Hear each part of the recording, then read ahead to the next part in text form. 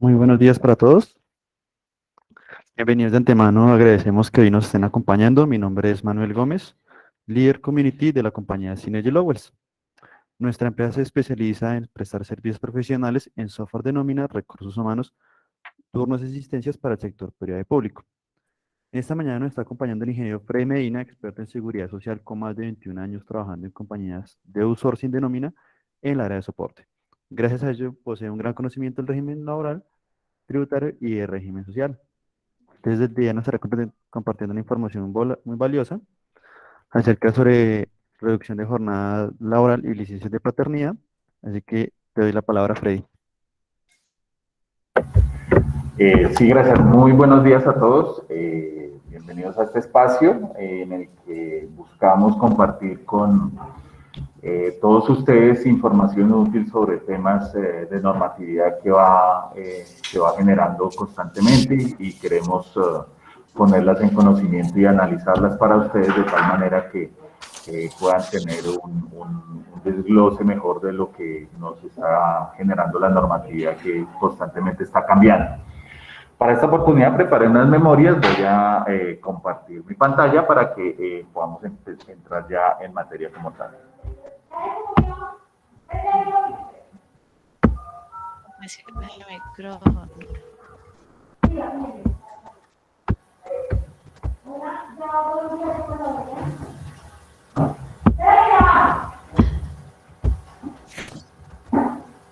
¿Están viendo ahí mi pantalla? Sí, pero recomendarle a la gente Perfecto. que apague los micrófonos, que hay una bulla de fondo. Sí, muchas gracias. Gracias a María Mercedes por la recomendación.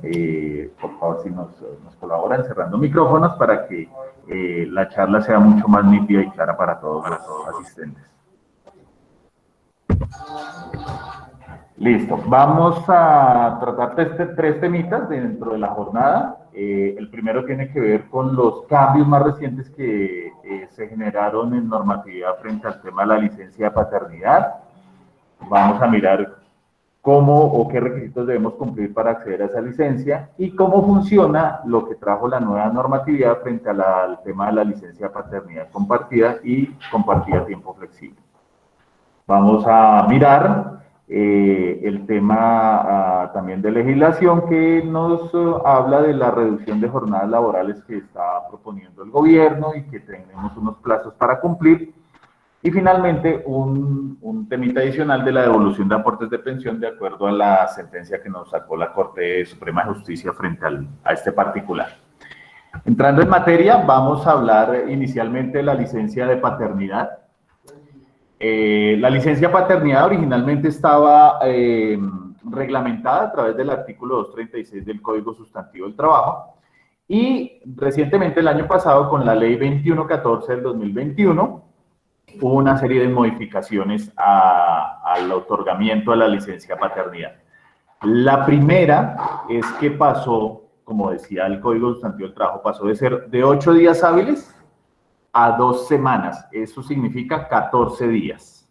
Y por ende, dentro del conteo de los días que se tienen, se van a incluir los días sábados, domingos y festivos. O sea que la licencia de paternidad ya no toma en cuenta que la persona trabaje o no trabaje en determinados días hábiles de la semana, sino que simplemente se cuentan 14 días y punto. Esa es la licencia paterna como quedó con la adición que se generó en la Ley 2114.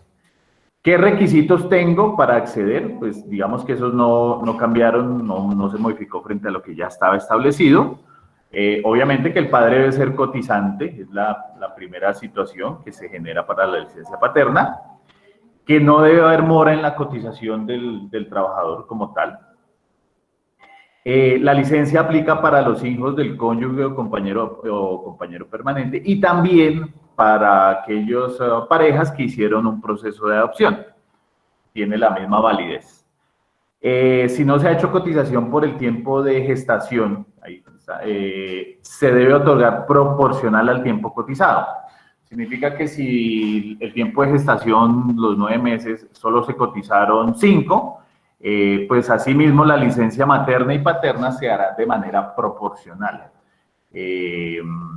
en ese orden de ideas, la licencia paterna ya no sería de los 14 días que están establecidos, sino la proporción dependiendo del tema. Sin embargo, la otra parte, ¿cierto? Digamos, por proporcionalidad fueron 10 días, los otros 4 debe otorgarlos la empresa. Y serán asumidos a cargo de la empresa como tal esos días que no va a asumir la EPS por temas de que no se ha hecho la cotización completa durante el periodo de gestación. Adicionalmente, pues, como ya lo sabemos, se debe presentar el registro civil de nacimiento dentro de los 30 días calendarios siguientes para poder obtener la licencia paterna. Si esto no se cumple, pues se pierde el derecho como tal por parte del trabajador. ¿Qué nos trajo la nueva normatividad?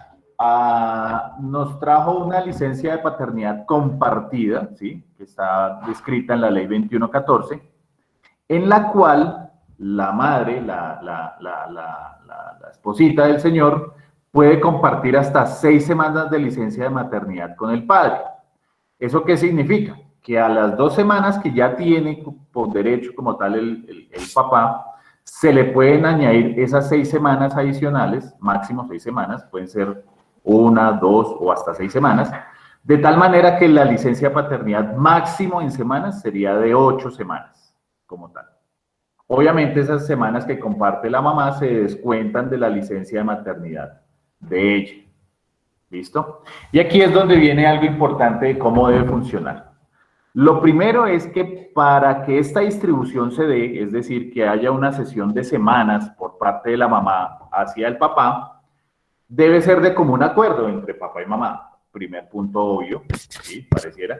Pero ese común acuerdo debe ser establecido mediante un documento que se debe presentar a los empleadores respectivos, el empleador de la mamá y el empleador del papá, porque hay una afectación en las semanas maternas, en la licencia de maternidad de la mamá, y obviamente pues en la del padre como tal. Pues se debe hacer un acuerdo en común, firmar un documento por parte del papá y la mamá diciendo cómo va a ser la distribución de las semanas. Si la mamá va a ceder una semana, entonces un acuerdo que diga, le voy a ceder una semana a Pepito Pérez, o 2 semanas, o 3 semanas, o hasta 6 semanas, que es lo máximo que se puede utilizar. Y hay algo fundamental, y es que el médico tratante de la mamá debe autorizar por escrito el acuerdo que se haga dentro de los pares, porque obviamente la cesión de semanas debe tener una condición importante, y es que se debe garantizar la salud de la mamá y del recién nacido. Si por alguna razón la mamita tiene una complicación o el bebé tiene una complicación, y hace que esa licencia de maternidad tenga que mantener su tiempo, el médico tratante puede desautorizar el acuerdo de mamá y papá en virtud de que se debe garantizar la salud de la mamá y del recién nacido. Entonces es fundamental en ese sentido que cuando los trabajadores vayan a hacer este tipo de acuerdos, cuenten con el médico tratante. El médico tratante debe firmar también el documento que se debe presentar a los empleadores para que sea efectivo la cesión de semanas de la mamá al papá. Importante, los padres deben presentar ante el empleador un certificado médico en el que se haga constar el estado de embarazo de la mujer o la constancia de nacimiento del menor, la indicación del día probable del parto o la fecha de nacimiento del menor, la indicación del día en el cual se empezarían las licencias de cada uno, y la licencia parental compartida también se aplicará con respecto a niños prematuros y también en situaciones en las que las parejas hayan hecho el trámite de adopción. Entonces tienen exactamente los mismos comportamientos de una licencia paterna como la veníamos trabajando. Se añade este tema de compartir semanas entre la mamá y el papá, de tal manera que se cumplan estos requisitos previos, y con eso ya se puede hacer compartir esas semanas por parte de la mamá al papá, y que puedan entre los dos estar mucho más tiempo con sus hijos recién nacidos. Entonces, esta es la licencia paternidad compartida básica como se tiene previsto en la ley 2114.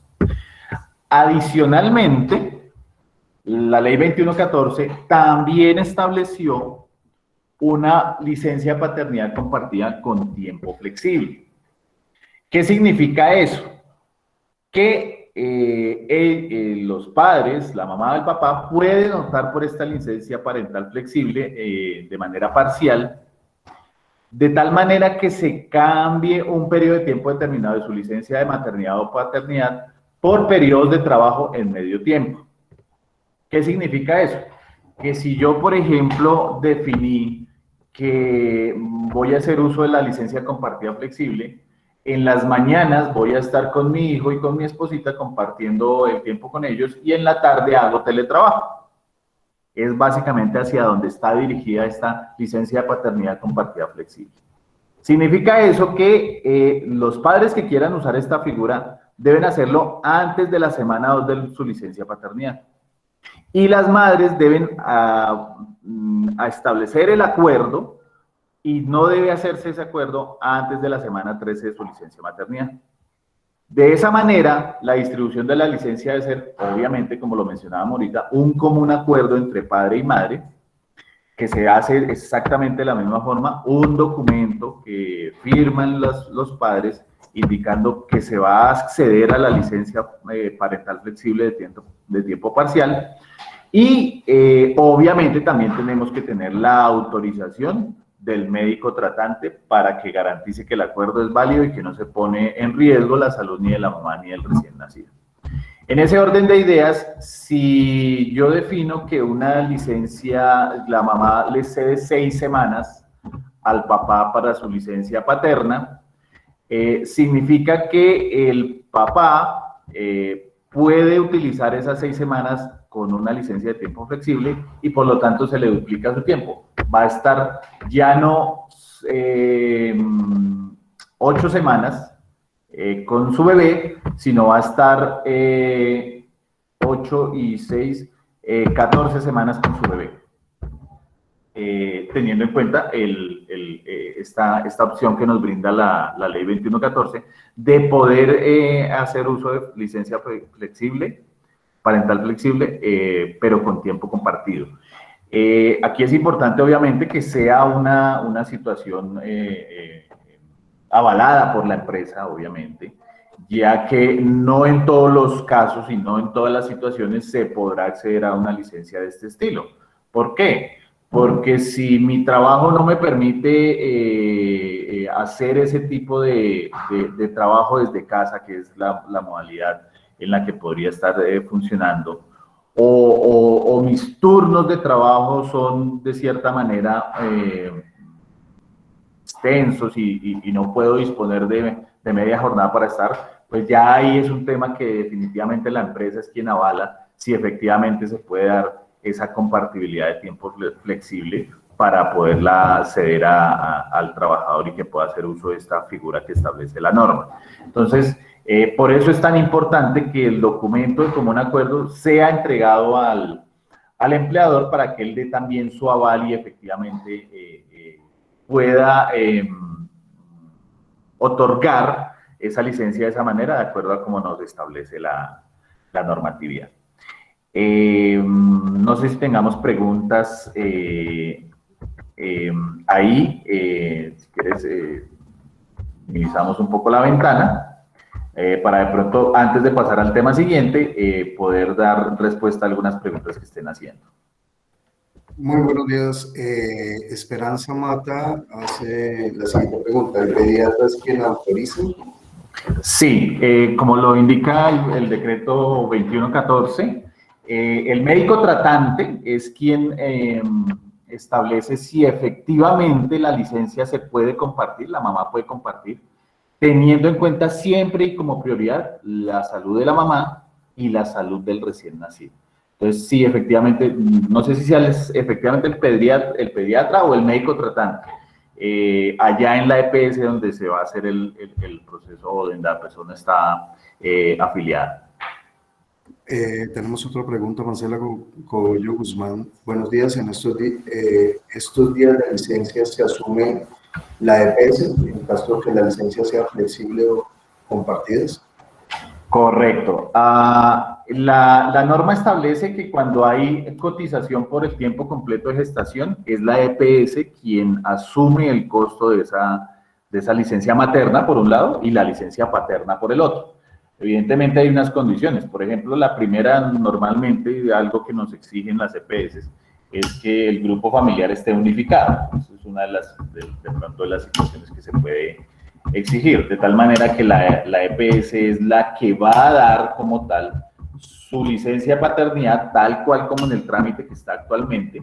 Lo que pasa es que al dar el médico tratante la autorización de que se compartan semanas de la licencia materna a la paterna, obviamente eso genera dentro de la EPS un procedimiento interno en el cual pues obviamente la licencia materna que le van a dar a la señora pues ya no va a ser por las 18 semanas, sino posiblemente de 12 semanas o dependiendo de la cantidad.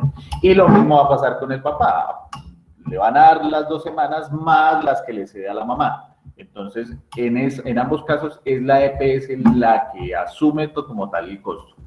Sin embargo, si por alguna razón el tiempo de cotización no cubre el 100% del periodo de gestación, ahí es donde entra la figura de que la EPS lo va a pagar proporcional al tiempo cotizado, tanto la licencia materna como la licencia paterna, ¿correcto? Y en ese orden de ideas, lo que deje de reconocer la EPS va a ser a cargo del empleador, de la empresa como tal.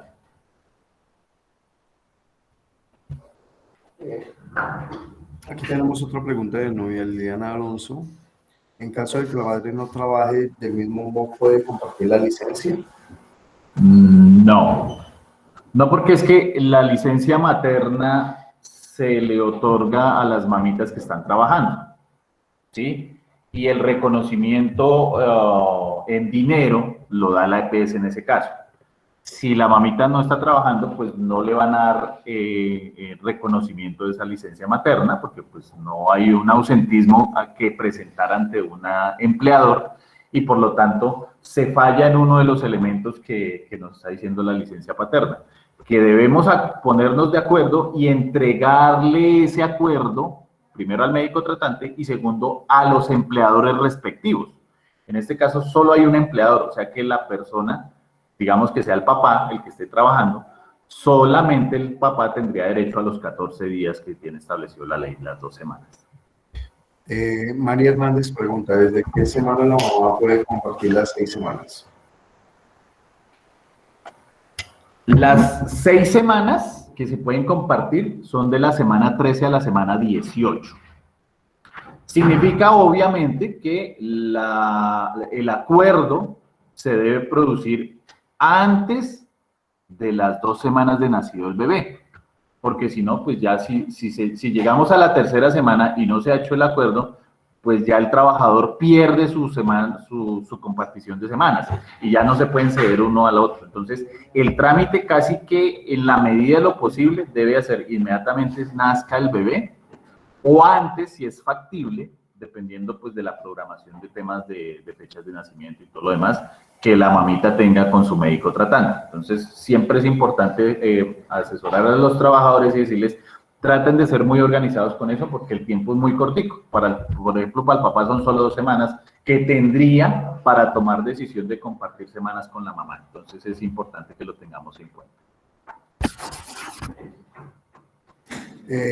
Luz Suárez está preguntando, ¿en qué parte de la ley está en que el empleador esté obligado a otorgar los días de licencia remunerada cuando la EPS no da el reconocimiento? Esa está en el Código Sustantivo del Trabajo. Y adicionalmente, en la Ley 2114, para el tema de la licencia paterna, se añadió la situación de que haya un reconocimiento del empleador en caso de que la licencia sea reconocida parcialmente. Tengamos en cuenta que el legislador lo que busca con toda esta normatividad es garantizar que haya un acompañamiento al recién nacido, ¿sí? Y en ese orden de ideas casi que es un derecho ganado por la mamita y el papito de que puedan estar esas semanas ahí. El reconocimiento es un tema ya entre la empresa y la EPS en determinado momento, pero digamos por el solo hecho de tener un recién nacido, la ley ampara a ese grupo familiar para que tomen su tiempo de licencia de maternidad o de paternidad, independientemente de quién va a pagar por ese tiempo. Ok, tenemos otra pregunta. Carol pregunta, buenos días. Una vez tienen la autorización del médico tratante, los padres deben entregar esta autorización a la empresa y ellos deben dar su propia autorización. Esta última se debe entregar de nuevo a la EPS para obtener la incapacidad compartida. Sí, es importante que tengamos en cuenta, digamos que los elementos legales que cobija la norma, pues no requieren autorización por parte del empleador. Es decir, nació el hijo y la mamita tiene 18 semanas de licencia materna. Eso es legal. Eso es de ley y eso no toca ir a autorizarlo ante el empleador. Nació el hijo y el papito tiene 2 semanas de licencia paternidad. Eso es de ley y eso no tiene que ir ante el empleador. ¿Qué es lo que tiene que ir al empleador? El acuerdo entre los papitos de que van a compartirse las semanas, ¿sí? Ese sí tiene que ir ante el empleador porque el empleador debe estar en conciencia de que efectivamente la licencia materna de la mamita no va a ser de 18, sino puede que sea de menos. ¿Sí? Va a ser de 12 o de 13 o de 14 semanas, dependiendo de las que compartan. Y lo mismo el empleador del papito debe saber que la licencia paterna de él no va a ser de 2 semanas, sino posiblemente sea de 3 semanas, 4 semanas o 5 semanas, dependiendo de las que se compartan. Entonces es importante que se ponga en conocimiento del empleador cómo va a funcionar para que el empleador sepa que esa persona no va a estar durante X cantidad de semanas en la organización.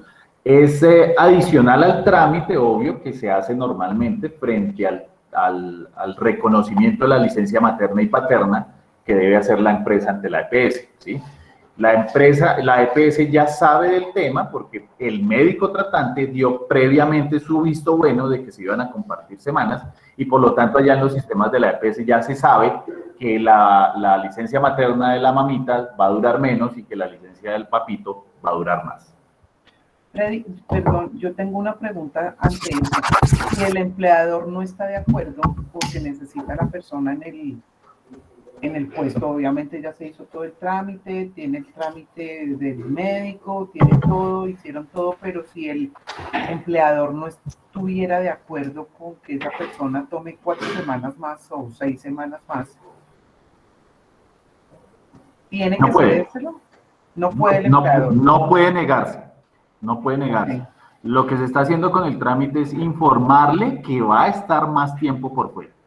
Eso es lo que se está haciendo con el trámite. Pero no es para que apruebe efectivamente.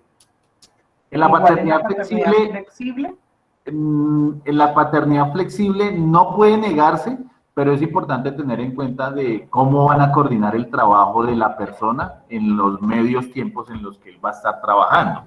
Porque pues definitivamente hay que informarle al empleador que él va a estar más tiempo ausente, pero en el caso de la flexible con tiempo parcial, pues el empleador debe saber que él va a estar disponible y deben acordar en qué momentos del día va a estar disponible. ¿Sí? Va a ser en las mañanas o va a ser en las tardes, o los lunes tal horario, los martes tal horario, los miércoles tal horario.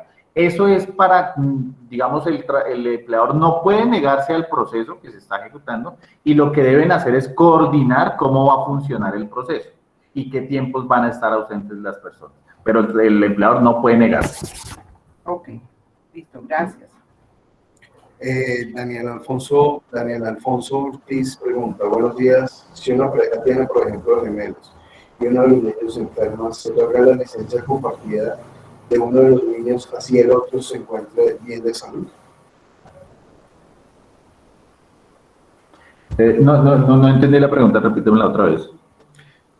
Si una pareja tiene gemelos y uno de los niños se enferma, ¿se otorga la licencia compartida por uno de los niños así el otro se encuentre bien de salud? Lo que pasa es que en ese caso la licencia materna, ¿cierto?, no va a ser de 18 semanas, creo que son 2 semanas más que se otorgan por nacimiento múltiple. Ahorita sí, esa sí no me acuerdo cuántas semanas más se otorgan por nacimiento múltiple. Pero frente a la paterna, la ley no dice que habiendo parto múltiple, la cantidad de semanas se agranda. Entonces, No hay nada en la norma que diga frente a la licencia paterna que ante partos múltiples debamos añadir más semanas a la licencia paterna. En ese instante está 2 semanas por nacimiento y no más. Ahí no habla como tal. Por lo menos la ley 2114 no lo menciona de que en caso de partos múltiples haya semanas adicionales para la licencia paterna. Para la materna sí, porque lo tiene establecido el Código Sustantivo del Trabajo como tal, pero para la materna no. Ok, Daisy Martínez nos pregunta, ¿se debe tener un mínimo de semanas cotizadas para tener un reconocimiento de la EPS? No, ya lo mencionamos. La idea es que para el otorgamiento de la licencia materna y paterna se haya cotizado por parte de los padres durante todo el periodo de gestación. Pero ya sabemos que si no se genera esa situación, o sea, se cotiza menos tiempo, la licencia materna y paterna reconocida por la EPS va a ser proporcional al tiempo de gestación. Y lo restante lo va a reconocer el empleador. O sea, la licencia materna se da completa, ¿sí?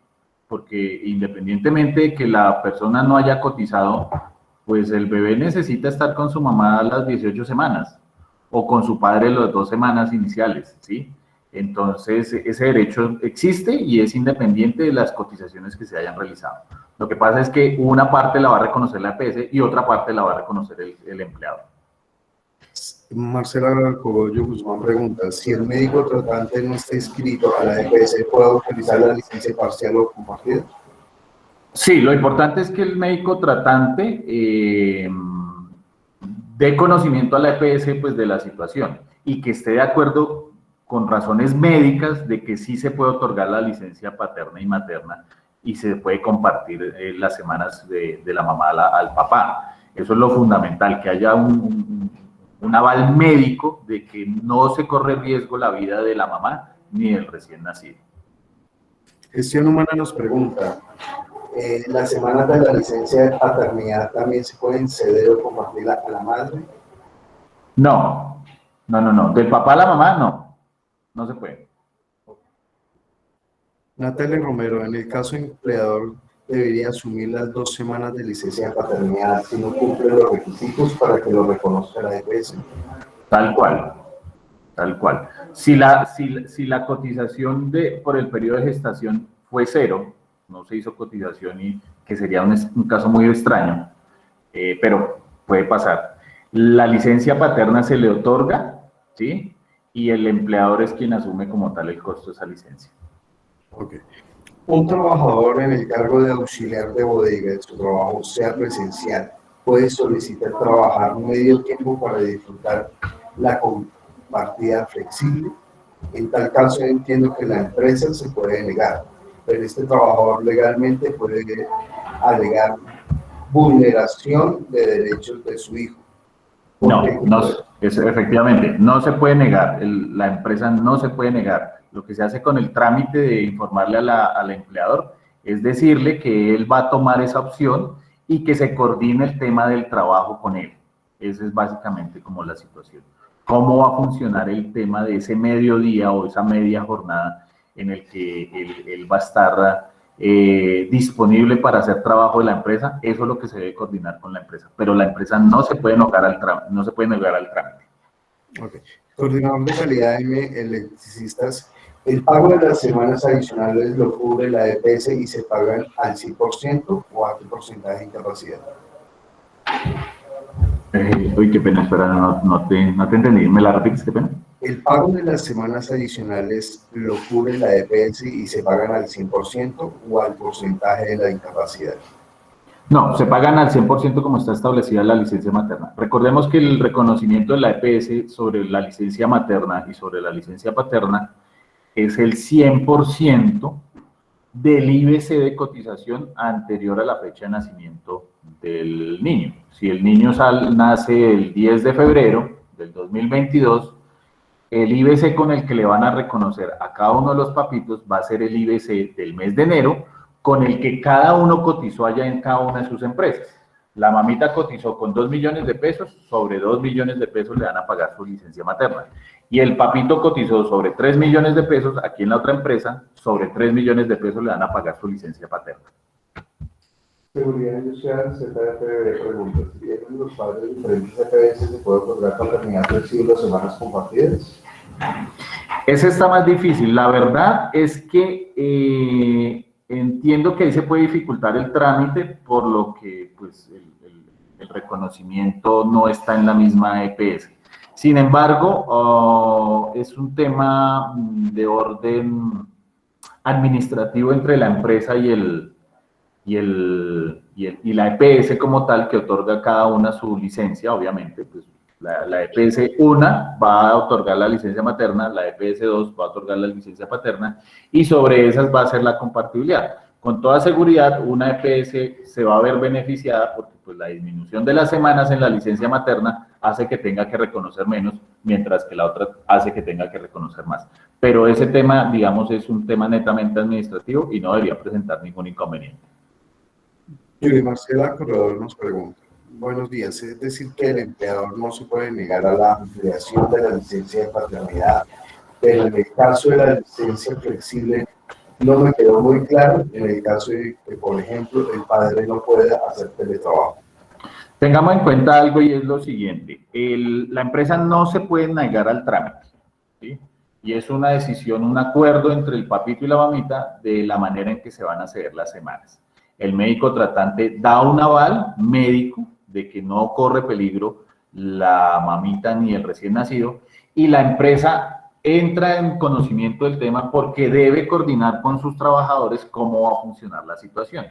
Si la mamita cede sus semanas y va a ser por tiempo parcial, pues debe coordinar con su empresa para ver cómo va a ser la media jornada que ella va a trabajar, en qué horarios va a ser, qué labor se le va a poner a la persona estando allá en su casita, cómo va a funcionar el tema. Ese es más un tema de coordinación con la empresa y no un tema de aval, no es un tema de aval, es coordinar con la empresa para ver cómo va a funcionar el caso de la media jornada flexible, o sea, el medio día de trabajo que va a trabajar la persona, el papá o la mamá, para ver cómo van a coordinar con la empresa y cómo va a funcionar el tema. Si va a ser teletrabajo, si él va a ir a las instalaciones durante esa media jornada, si le asignan un horario especial, si lo traen y lo llevan para que pueda trabajar y le ponen ruta. Todo ese tipo de coordinación es para eso que se hace con la empresa, para poder tener una buena coordinación en ese proceso de licencia parcial.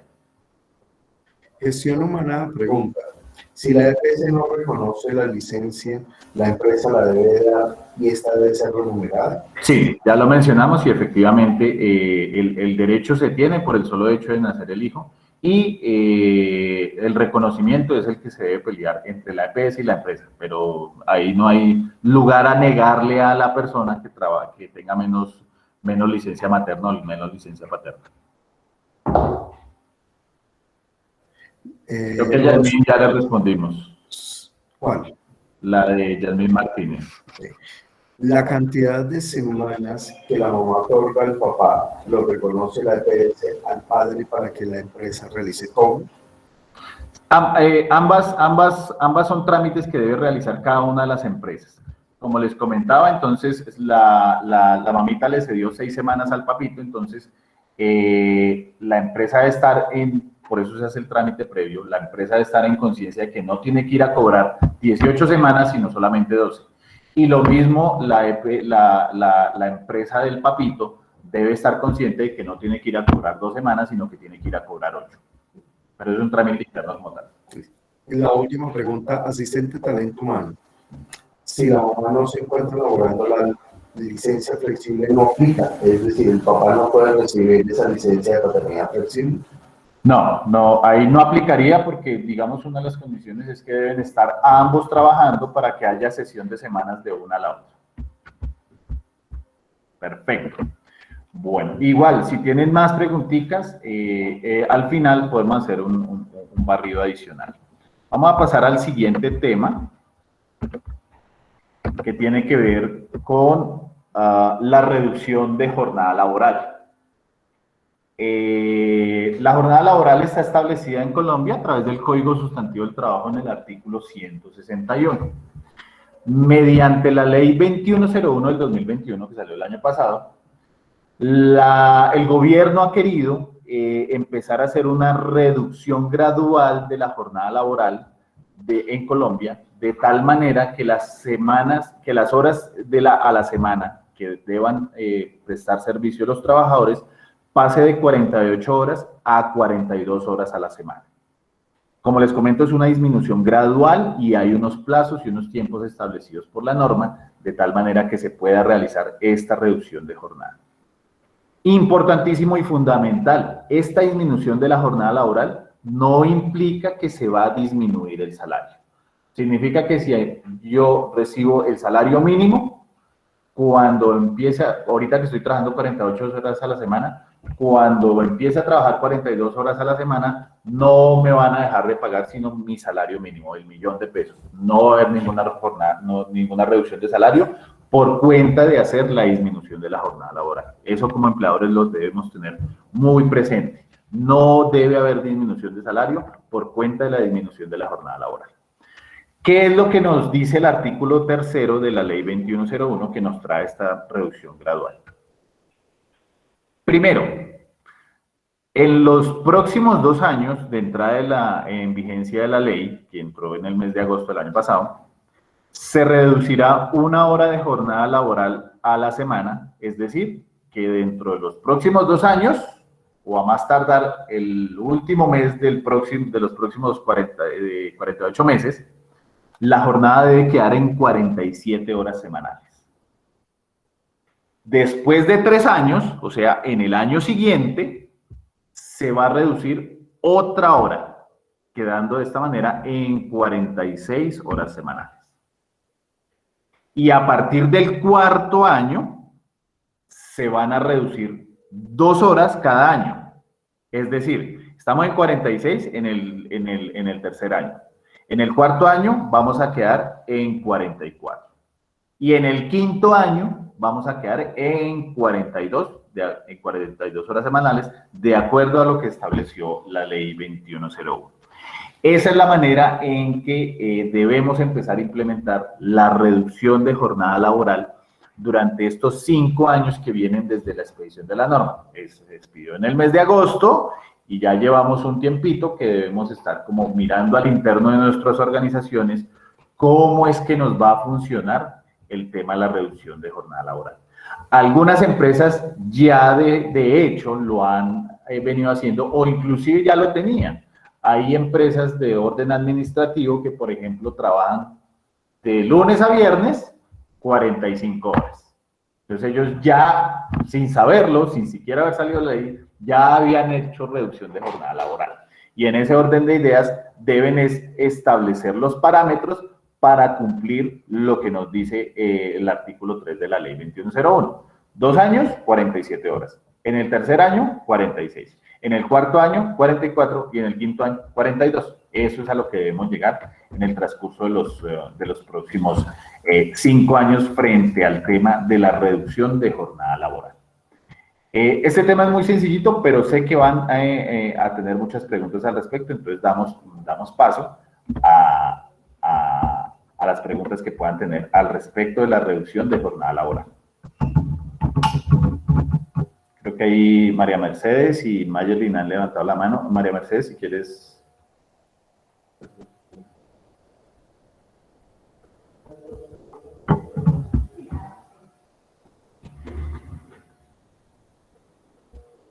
Buenos días. Buen día. Una preguntita. Esto, digamos que de las horas laborales, ¿eliminaría el tema del Día de la Familia? No, para nada. No tiene ninguna relación una norma con la otra. La norma que estableció el Día de la Familia, que es 1 por semestre, continúa vigente y no tiene ninguna afectación frente al tema de la reducción de jornada laboral. Ah, ok, listo. Y digamos, bueno, la norma dice desde cuándo se puede empezar a aplicar o eso ya lo maneja internamente la compañía. Lo maneja internamente la compañía, hay una gradualidad y lo que nos dice, como lo mencionábamos ahorita, es que en ciertos momentos tenemos que llegar a cierta reducción. Transcurridos 2 años, es decir, como la norma salió en agosto del 2021, significa que a 31 de julio del 2023 ya tendremos que haber hecho la reducción a 47 horas semanales. Ok. A 31 de julio del 2024 ya tendríamos que estar en 46. A 31 de julio del 25 tendríamos que estar en 44. Y a 31 de julio del 26, del año 2026, tendríamos que estar en 42 horas semanales. Ok, listo. Muchísimas gracias, Freddy. Ok. Con gusto.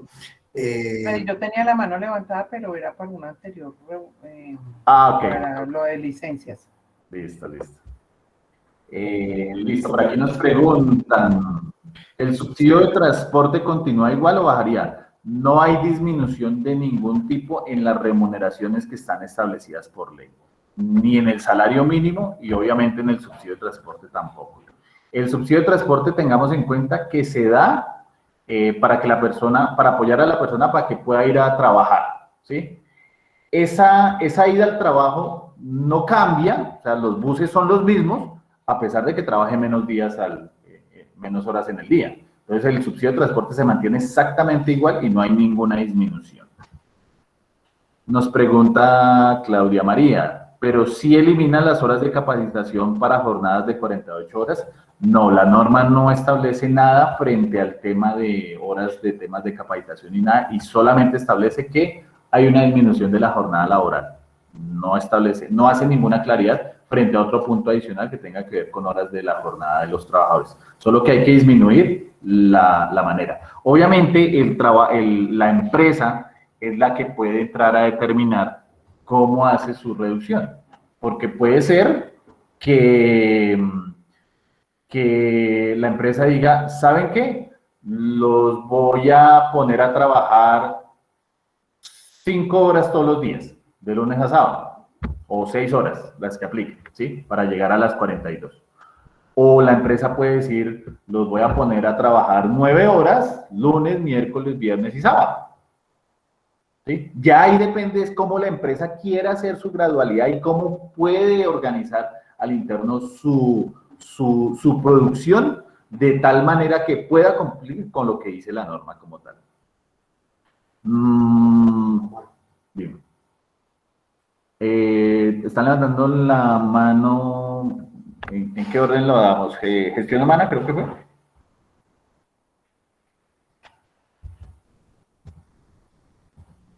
Buenos días. Sí, buen día. Sí, mira, yo tengo una pregunta. Bueno, lo de las 2 horas ya lo respondiste, pero tengo una pregunta. Esa reducción que se inició a hacer, algunas empresas empezamos a hacerlo de a media hora, de a 1 hora. ¿Eso se debe de pronto documentar debe tener algún registro legal del conocimiento, de la divulgación? Debemos obviamente hacerlo difundir ante los trabajadores. Una buena práctica sería plasmarlo en el reglamento interno de trabajo. Sí, sería una muy buena práctica para dar cumplimiento al proceso y decir, bueno, yo lo estoy cumpliendo y adicionalmente a eso lo plasmé en mi régimen interno de trabajo para que sea de conocimiento de todos mis trabajadores. Entonces, sería una buena práctica hacerlo, divulgar y no solamente divulgarlo, sino también ponerlo en nuestro reglamento interno de trabajo. Ok, gracias, Fred. Nos están solicitando, antes de darle respuesta a Natalia, nos están solicitando repetir las fechas en que se hace la reducción. Entonces, repito, como la ley salió en agosto del 2021, tenemos 2 años para hacer la primera reducción, o sea, llegar a 47 horas. Entonces, tenemos a 31 de julio del 2023, tenemos que tener reducción a 47 horas semanales. A 31 de julio del 2024, tenemos que tener a 46 horas semanales. Al 31 de julio de 2025, tenemos que tener reducción a 44 horas semanales. Y 31 de julio del 2026, tenemos que tener reducción a 42 horas semanales.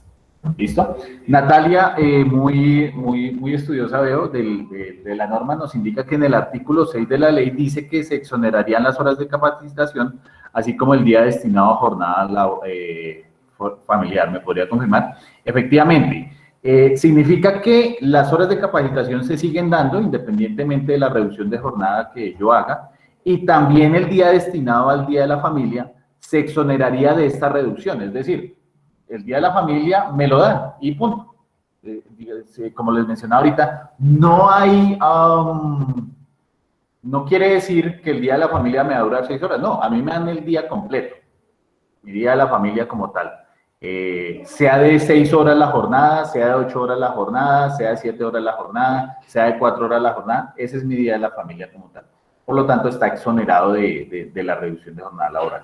Y lo mismo como lo menciona ahí Natalia, en el artículo 6 de la ley, las horas de capacitación también se mantienen independientemente de la jornada. Bueno, Milena nos pregunta efectivamente las exoneraciones, las que nos estaba mencionando Natalia en el artículo 6 de la norma. Se exoneran las horas de capacitación y se exonera la jornada del Día de la Familia como tal. Camila nos pregunta, ¿la disminución estoy obligada a hacerla desde ya o tengo los 2 años siguientes? Tienes todos estos 2 años para empezar a hacer la reducción a 47 horas. Pero sí es importante que a 31 de julio del 2023 tus trabajadores estén trabajando 47 horas a la semana. Es el primero de los ítems que hay que tener en cuenta. 47 horas en los 2 años, 46 en los 3 siguientes, 44 el año siguiente y 42 el año siguiente. Está levantó la mano Yasmín Martínez y después Diego Alexander Joven. Buen día. En resumen, o por lo que he entendido hasta ahora, el hecho de la reducción de jornada laboral no me afecta en ningún momento ni el salario, ni las capacitaciones, ni demás beneficios que hasta ahora están planteados en los que existen, tal cual. Tal cual. Tal cual.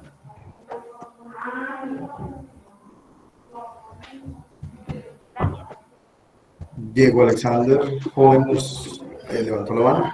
Sí, gracias. Buenos días. ¿Ahí me escuchan? Sí, te escuchamos. Entendiendo que en el caso nuestro, por ejemplo, los horarios están contemplados de 45 horas semanales, estaremos cumpliendo de acuerdo a lo que dice el doctor Freddy. Y que se debe plasmar también en el reglamento interno de trabajo, además de la socialización. Para el tema de horas extras, sigue todo común y corriente. Entonces ya, digamos, en el caso nuestro, por poner un ejemplo, que son 9 horas diarias de lunes a viernes, estaríamos hablando de las 45 horas. Se siguen igual lo que sea después de las 9 horas, máximo 2 horas extras diarias. Eso sigue tal cual, entendiendo que no... Eso sigue exactamente igual, no hay cambio frente a esa misma situación. Sigue siendo exactamente lo mismo.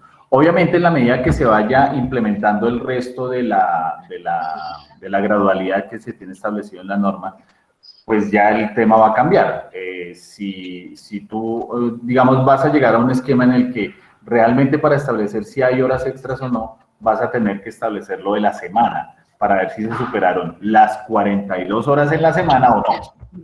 Seguramente eso es lo que va a suceder en el momento en que llegues al final de la gradualidad. Te toca es mirar si se superaron o no las 42 horas de la semana para saber si hay horas extras o no. Pero en este caso, mi doctor, tendríamos que establecer que las horas extras empezarían después de la hora 47, o si superan las 47 horas semanales, ¿cierto? Correcto. Por ejemplo, en el estadio que estamos ahorita, que es los 2 primeros años, sí, las horas extras empezarían desde la hora 47 y 1 minuto, sí. A partir de ahí sería hora extra. Y otra inquietud, ¿cómo están manejando, si alguien aquí está, o desde su experiencia, desde que se implementó? Nosotros tenemos también turnos y teníamos con 3 turnos diarios de 8 horas y pues 8 por 3, 24. Ahora que se reduce a... porque hay unos que sí están cumpliendo turnos, muy pocos, pero sí cumplen turnos. ¿Cómo le han dado un manejo a ese tema? Sabiendo que no pueden exceder en este momento de las 47 horas para ese ejemplo puntual. Ahí sí de pronto recurriría más a la experiencia de quienes tienen este tipo de turnos para mirar cómo lo han o cómo lo tienen dimensionado trabajarlo, porque pues en teoría la norma lo único que nos dice es hagan la reducción, pero queda como encargo de las empresas ingeniarse la manera de poderlo hacer. O en ese orden de ideas sería manejar los mismos turnos de 8 horas, pero entendiendo que lo que más sea las 47 ya sería hora extra. También esa podría ser la alternativa, efectivamente. Digamos que el objetivo de la norma va al hecho de que las personas puedan disfrutar más tiempo con sus familias. Si haces eso, pues digamos que no se cumpliría el objetivo que busca la norma en determinado momento, aunque no se estaría yendo en contra de la normatividad, tal cual. Porque lo que estás haciendo es, hombre, me trabajo más tiempo, pues yo le pago ese tiempo extra que trabajo, obviamente dentro de los parámetros, que no sean más de 2 horas al día y todo el cuento. Pero entonces, digamos que el objetivo y lo que busca el espíritu de la norma es que las personas puedan disfrutar más tiempo con sus familias. Y creo que hacia allá es lo que en determinado momento tendríamos que ir apuntando. Ok, muchas gracias. Natalia, si quieres, Natalia, que levantaste la mano, coméntanos para que, a ver si cerramos ese vacío que tenemos del artículo 6º de la norma. Sí, perfecto. Buenos días para todos. ¿Cómo están? Mi duda está en que la ley 2101 del 2021 habla de la exoneración en el artículo 6º, diciendo que se exonera de la aplicación de estas normas que hacen referencia a las horas de capacitación y a la jornada familiar. Entonces, a mi parecer, de pronto lo que interpreto de esa redacción es que ya no tendríamos que hacer esos espacios para los colaboradores. ¿Es correcto? No. Yo entiendo totalmente lo contrario. Que eso se debe respetar a pesar de la reducción de la jornada. Entiendo que esa reducción de jornada lo que hace no es eliminar, por ejemplo, el Día de la Familia. Para nada. Ese no es el espíritu de la norma. Es más, lo que la norma busca es precisamente que la gente pase más tiempo con su familia. Y el Día de la Familia es uno de los mecanismos que escogió la ley para hacerlo. Otro de los mecanismos que está escogiendo es reducir la jornada laboral. Entonces entiendo que hacia allá no va el espíritu de la norma. Que desaparezca el Día de la Familia creo que no es el objetivo de la norma. Lo que busca es totalmente lo contrario, que la gente pase más tiempo con su familia. Y pues las horas de capacitación es un tema, pues es así, digamos, no hay manera de reducirlos. Si yo tengo una capacitación en la empresa donde tengo que capacitar a mi gente porque es un beneficio que le estoy dando y adicionalmente es para mi propio beneficio como empresa, pues esas horas no las puedo reducir en determinado momento porque las personas, las capacitaciones tienen su duración y eso sí ya no depende de una política de empresa, sino que es más un tema del conocimiento que se debe impartir y cómo se debe impartir y el tiempo necesario para impartirlo. Entonces creo que allí, para reducir las jornadas de capacitación, no, tampoco lo vería por ese lado. Entiendo que lo que busca la norma es otra cosa totalmente diferente y el espíritu es que la persona comparta más con su familia. Ese es básicamente el espíritu de la norma. Entiendo, pero ahora te hago la pregunta. En este artículo tiene 2 incisos. En la primera parte nos dice la disminución de la jornada laboral de que trata esta ley exonera al empleador de dar aplicación a estas 2 normas de las horas de capacitación en la jornada familiar. En su segundo inciso habla de que como la reducción de la jornada laboral será gradual, igualmente estas horas de capacitación van a reducirse proporcionalmente, por lo que me hace pensar que va a tender a desaparecer. Pero es que, es decir, digamos en ese escenario, a ver si de pronto nos ubicamos en el tiempo y obviamente pues esto es algo de que está hasta ahora empezando a aplicar y están surgiendo todas estas dudas que nos están planteando. Digamos que en ese instante estamos en 47 horas semanales, solo redujimos 1 hora a la semana, ¿sí? Si alguien me pide Día de la Familia estando trabajando 47 horas, yo no se lo puedo negar. no podría negárselo. No podríamos negarlo, pero cuando lleguemos a la reducción, que llegue a las 42 horas a la semana, ya no habría lugar a ese día de la familia ni a esas horas de capacitación, porque se va a reducir proporcional hasta que lleguemos a la aplicación total de la ley 2101. No, Claro, pero entonces, qué pena, te interrumpo ahí. Lo que pasa es que cuando tú reduces la jornada, digamos que tú reduces la jornada a 47, ya no van a trabajar 9 horas, sino 8 horas. Eso es lo que significa la norma. O sea, el día de la familia no van a ser ahora 9 horas, sino 8 horas. Y así va a ser también en el tema de capacitación. Se supone que son graduales. Si llegas a 45, hay un tope de horas que tienes que trabajar. Pero eso no significa que vayan a desaparecer, sino que obviamente al reducir la jornada laboral, pues obviamente tendrán que reducirse las horas que ellos van a tener de día de familia. Pero es por lógica, digámoslo así. Sí, digamos que eso se puede evidenciar. Eso se evidencia, por ejemplo, en un proceso en el que haya turnos rotativos, ¿sí?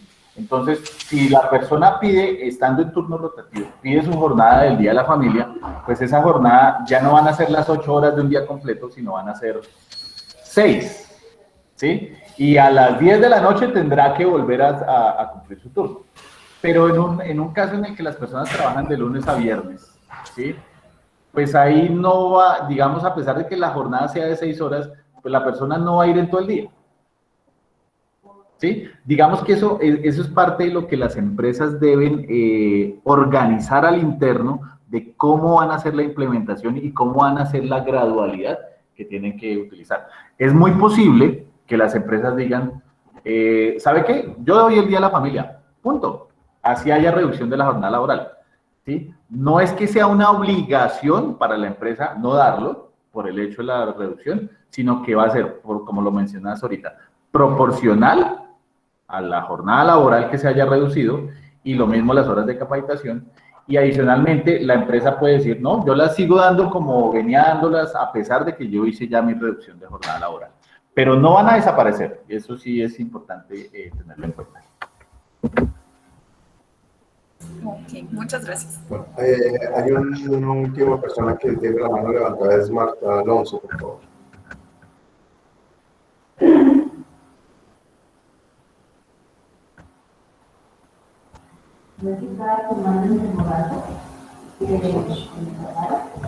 Marta no nos comentó nada. Bueno, por aquí en Director SIG nos dice que la abogada de la empresa está haciendo exactamente la misma interpretación, que el Día de la Familia desaparecería el 31 de junio del 2026. Vamos a elevar la consulta porque veo que el tema ha generado como más inquietudes al respecto para que cuando les enviemos las memorias les hagamos una edición de este tema, porque vemos que como yo lo estoy viendo y como he analizado la lectura de la norma se reduce en la misma proporción en que se reduce la jornada. Pero desaparece, creo que no porque pues va en contra de lo que quiere finalmente la normatividad. Nos pregunta Carla Ivonne, ¿se deben ajustar los planes y programas internos de cada empresa de acuerdo a las horas laborales? Claro que sí, hay que hacer al interno de la empresa una reorganización, ¿sí? Por ejemplo, en una planta en la que está trabajando las 24 horas, y tienen 3 turnos en el día de 8 horas cada uno, muy posiblemente la solución que dé la empresa es que ya no van a ser 3 turnos, sino que van a ser 4 turnos, pero de 6 horas, para poder cumplir como a lo que dice la normatividad. Entonces, efectivamente la empresa tiene que reorganizarse al interno. Hay un plazo prudencial, tenemos en primera instancia 2 años para ver qué hacemos con la disminución de 1 hora, y de ahí en adelante pues tenemos como 3 años más para poder establecer qué hacemos con la reducción para llegar a las 42 horas a la semana.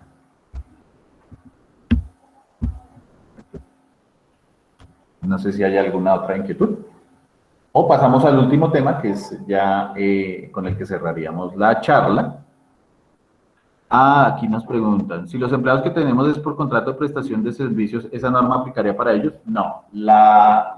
Recordemos que la prestación de servicios, los contratos de prestación de servicios implican, ¿sí?, que la persona realiza su labor de manera independiente en los horarios que la persona determine, ¿sí? Por lo tanto, no están sujetos, como lo estaría en un contrato laboral con la empresa, al cumplimiento de una jornada, ni estarían sujetos al cumplimiento de un reglamento interno de trabajo, ni están sujetos a la normativa interna de la empresa. Entonces, los contratos de prestación de servicios no tendrían incidencia en este tema de la jornada, la reducción de jornada. Listo. Y el último puntico que vamos a ver, bien cortico y bien sencillo, tiene que ver con lo que nos indicó la sentencia C-258 del 2020 con respecto al tema de la devolución de los aportes que se hicieron con motivo de las emergencias sanitarias que se generaron en el año 2020. Recordemos que mediante el decreto 558 el gobierno dijo durante los meses de abril y mayo del 2020 no me van a cotizar a pensión ni a solidaridad. Entonces la Corte Suprema de Justicia en su sentencia C-258 en el mismo año 2020 dijo, no señor, usted no podía haber hecho eso, por favor, esas deducciones que no se hicieron tienen que hacérmelas, ¿listo? Y para eso el gobierno sacó el decreto 376 del 2021. ¿Qué nos dijo ese decreto? Esos valores me los tienen que pagar. La pensión y la solidaridad de los meses de abril y mayo del 2020 deben pagarme esa plata. Adicionalmente, hay que descontarle a los trabajadores esa parte que no se descontó en su momento, en ese caso el 3.25%. Importante tener en cuenta, y no sé si lo han tenido en cuenta en este transcurso de este tiempo, persona que se haya retirado, lo ideal era haberle descontado de su liquidación lo que no se les descontó en su momento, pues para poder pasar esa información. Sin embargo, el decreto 376 establece que en caso de que no se haya hecho esa cotización, hay dos alternativas. La primera, que la empresa puede asumir, para no perjudicar a su ex trabajador, puede asumir ese dinero que no se descontó y hacer la cotización completa. La segunda es que la empresa no asume esa cotización del trabajador y por lo tanto, para efectos de su pensión, la persona habrá cotizado solamente 3 semanas de las 4 en ese mes en el que se hizo el proceso. Significa entonces que ahorita nosotros tenemos 3 años de plazo, desde que salió el decreto 376 del 2021, que fue el año pasado, para poder hacer estos aportes a la seguridad social sin tener intereses de mora por este aporte como tal que se realizó. Entonces, nosotros tenemos hasta el mes de julio del 2024 para poder hacer estos aportes de seguridad social en los mecanismos que han establecido los operadores de información para hacer el cargue de estas planillas de corrección, que van a ser planillas de corrección tipo N, pero sin generar intereses de mora por el tiempo de cotización que no se hizo.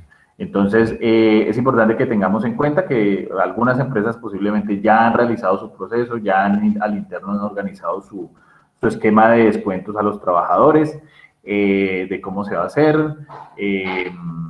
La recomendación, si no han empezado a hacerlo, de pronto empezar a pactar con los trabajadores, hacerlo en módicas cuotas mensuales, o de pronto aprovechar el pago de la próxima prima para hacer algún proceso de descuento a los trabajadores, porque este dinero hay que cotizarlo y hay que enviárselo a la seguridad social. No sé si para tengamos alguna inquietud con respecto a las deducciones.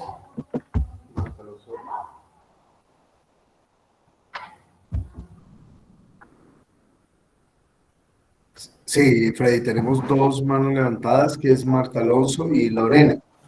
Veamos. Marta, cuéntanos. Marta.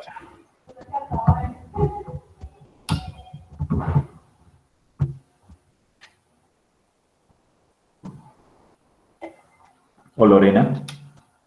¿Ninguna de las dos?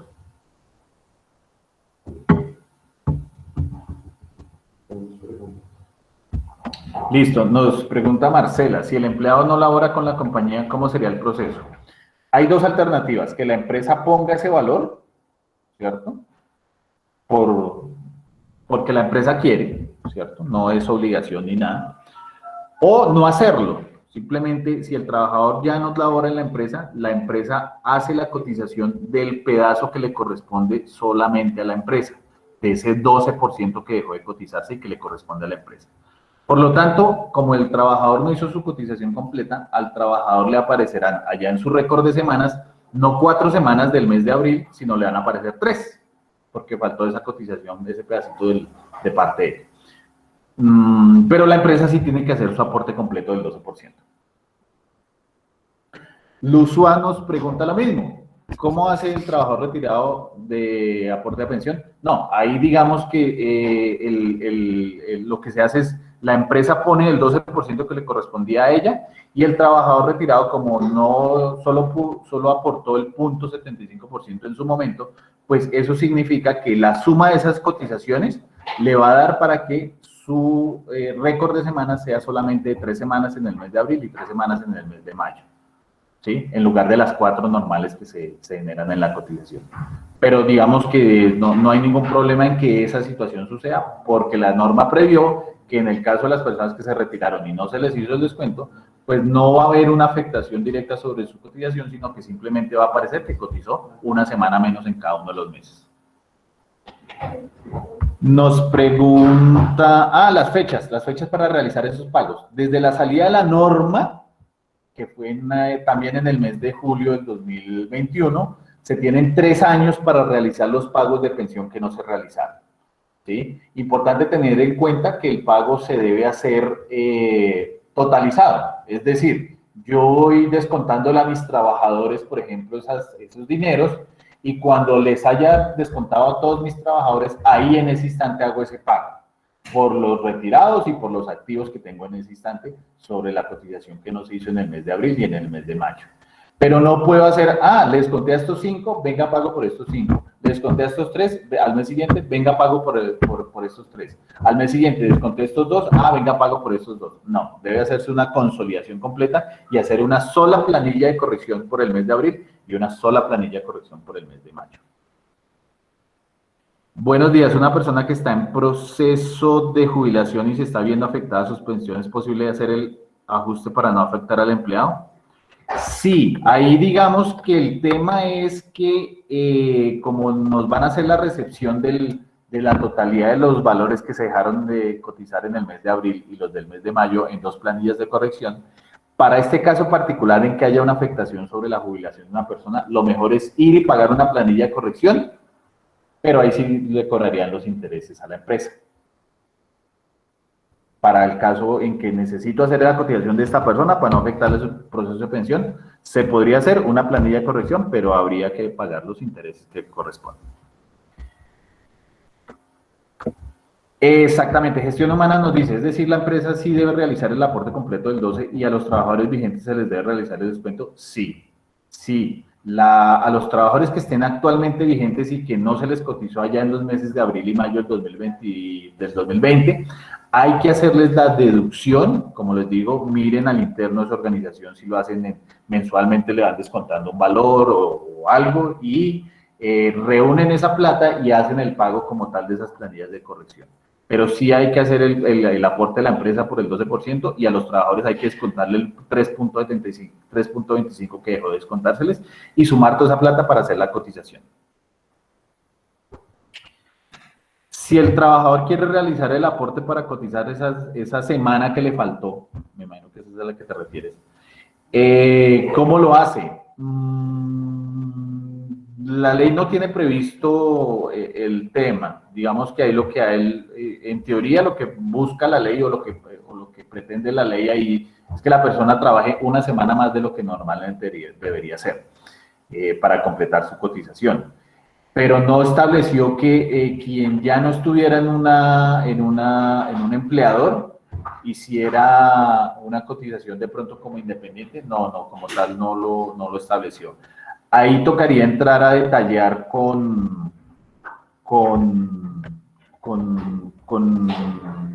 el operador, ¿sí? Con el operador que recibe los aportes de la pila, para ver en ese escenario qué se podría hacer, teniendo en cuenta que el trabajador es quien quiere hacer el aporte, no la empresa, sino el trabajador, porque si fuera la empresa, pues la empresa haría su aporte y generaría el valor que le corresponde. O podrían llegar a un acuerdo con el trabajador y decirle, bueno, usted quiere hacer esa cotización, venga, yo pago por usted y deme la plata, que podría ser la otra alternativa, ¿sí?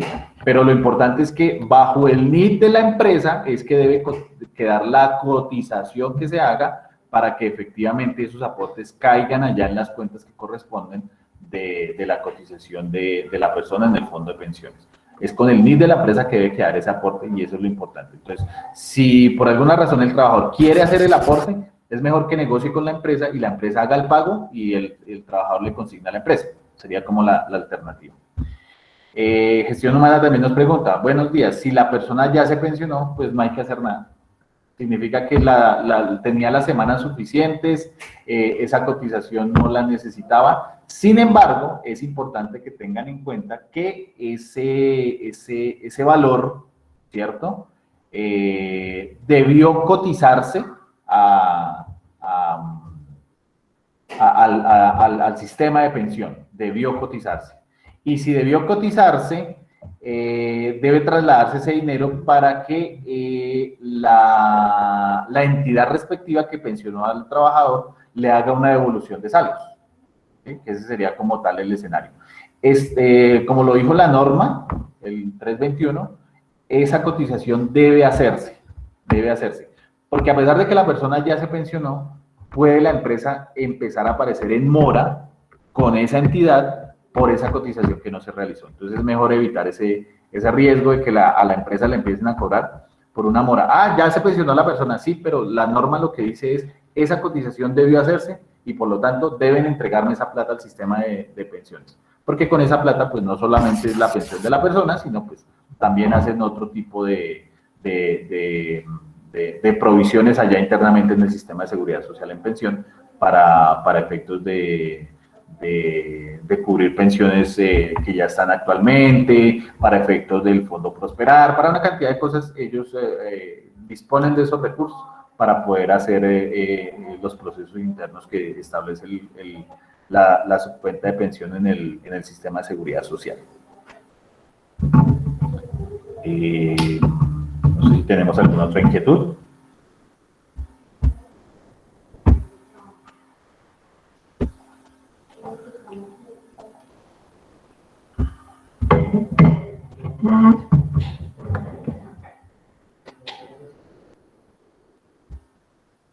Sí, creo que no veo ninguna otra observación, ninguna otra. De todas maneras, las memorias, les hacemos entrega de la información. Para esta nos quedó la consulta adicional que vamos a elevar, digamos, ante abogados asesores externos que nos colaboran en los temas de legislación sobre el tema en materia de la reducción laboral, lo que nos indica el artículo 6 de la ley 1221. Les agradecemos mucho por su tiempo, muy gentiles por su disposición y por toda la retroalimentación que nos dieron. Sí, la grabación se comparte, que nos están preguntando ahí, sí. Muchas gracias. Muchas gracias. Muchísimas gracias. Muchas gracias. Mil gracias, feliz día, muy amables, excelente. Muchísimas gracias a ustedes. Feliz resto de día. Muchísimas gracias. Muy amable. Sí, en los próximos días. Sí, en los próximos días. Muchas gracias, feliz día. Del material. Entonces, pues por correo, les vamos a hacer llegar a cada uno de ustedes la información. Que tengan un excelente resto de día. Gracias.